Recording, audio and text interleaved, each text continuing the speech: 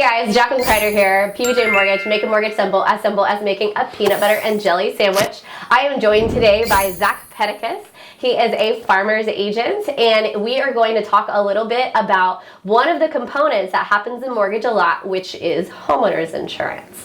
So today we're going to answer one of the most commonly asked questions, which is what is homeowners insurance? So Zack, first of all, would you like to introduce yourself and give a little history, and then maybe we can roll right into what's homeowners insurance? Absolutely. So my name is Zack Pettikas. I own an agency here in Flower Mound, Texas. I've been in the industry sneaking up on 2 years now.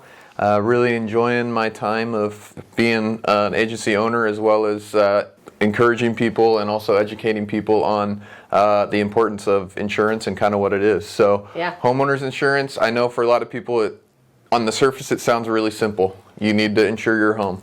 But there's a lot of things that go into it in terms of the amount of coverage that you have for the house, personal property, extra coverages, endorsements, things that are included, things that are excluded, and then how things are covered, whether it's replacement cost, actual cash value, scheduled. There's also all sorts of things that a lot of people don't realize when they're getting insurance, and they may not be properly covered, and then they're going to find that out in the event of a loss. Okay, so on its face, homeowners insurance is just insurance that covers your house in case something bad happens, right? Correct. I mean, typically not just like anything, not like maintenance stuff, but if something bad happens, like a hailstorm hits or tornado or fire, any of these kind of things, then the policy that they've taken out with you is going to cover this loss for them. Correct. Is that right? Yep, it'll cover that loss, whether it's hail, whether it's a water loss. Then you're just going to be out your deductible. So there's different types of deductibles, percentage deductibles, fixed dollar amount deductibles. So the standard here in Texas is usually about a 1% deductible for all other perils, and then the wind hail deductibles can be anywhere from 1 to 2% normally is kind of the standard. I mean, it sounds kind of boring. It's kind of like mortgage, right? Exactly. Not exactly the most exciting thing or whatever, but it's pretty necessary, right? It's absolutely necessary. Coming from my old job, so I previously, I was actually a firefighter for about 10 years in California, and there was a few calls where I'd go on with fires that occurred, and there's one in particular where there was a homeowner who left his little space heater on while he was taking a nap. It sparked, overheated, and his house caught on fire, destroyed his home. He didn't have homeowners insurance. So the only thing that he got out of it was anything that we could pull from the house that wasn't damaged. And it was devastating to me seeing him and his family not having anything to fall back on. So that's why I want to make sure to take care of people, get you the correct coverage, so that in the event of that loss, you're not sitting without any coverage, without being reimbursed for any of your loss. Yeah, I mean, so guys, if you have a mortgage, I mean, and not everybody does, but if you have a mortgage, we're going to require it. Like, that's going to be something that we're going to make sure that you have, at least up to the loan amount that we're going to loan you. So at a minimum, we're going to require a certain amount. But let's say that you are watching this and you own your house free and clear, which honestly, good for you. That's amazing. I'm so excited and proud of you for accomplishing that goal for you, right? But what Zack's saying is, I mean, think about that. So you busted your rear, whether you did it yourself and you paid off the loan, whether you happened to inherit the house, maybe that was your situation. I mean, regardless of what your situation is, a lot of times, I mean, homeowners insurance is, 1%, 2%, 3% a year or something of maybe like the total amount-ish. Yeah, I would say, there's a lot of factors, of course. But, so not anything crazy.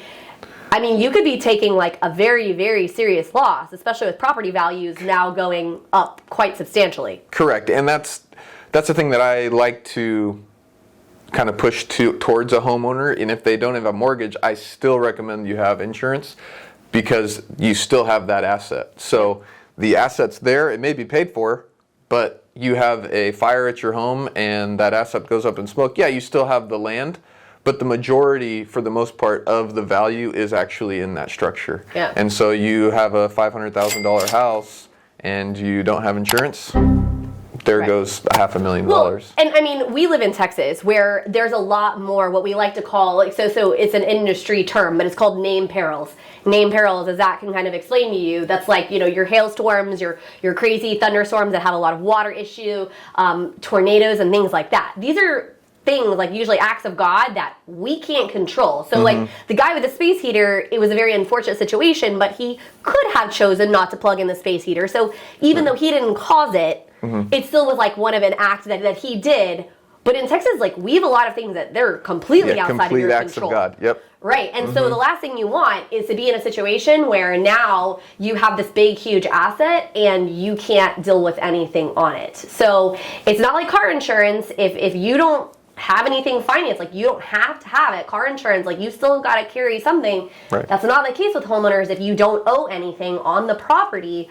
But it's a really, really important thing. I mean, it's a very basic thing in the sense of it just kind of covers your house overall, but it's a very, very super important thing. Zach, why don't we talk about what it doesn't cover? Because I'm sure a lot of people say, well, does it cover literally everything? And the answer, as you know, is right. No, it doesn't cover everything. So there's going to be exclusions on the policy, like with anything. So a big thing here in Texas is foundations. The way the soil moves here in Texas, the foundation, there may be some coverages that will give you access coverage through the foundation, but it's not going to cover if there's a natural movement of the earth. Right. So your foundation won't be covered in that case. Right. And then there's some other things where you'd have to have a specific flood type of coverage if it's not a water loss from a leak from a interior pipe, that would be covered. However, if you have a flood because it's raining and water's coming in through the door because it's raining, that's not going to be covered unless you have a specific flood type of policy. Right.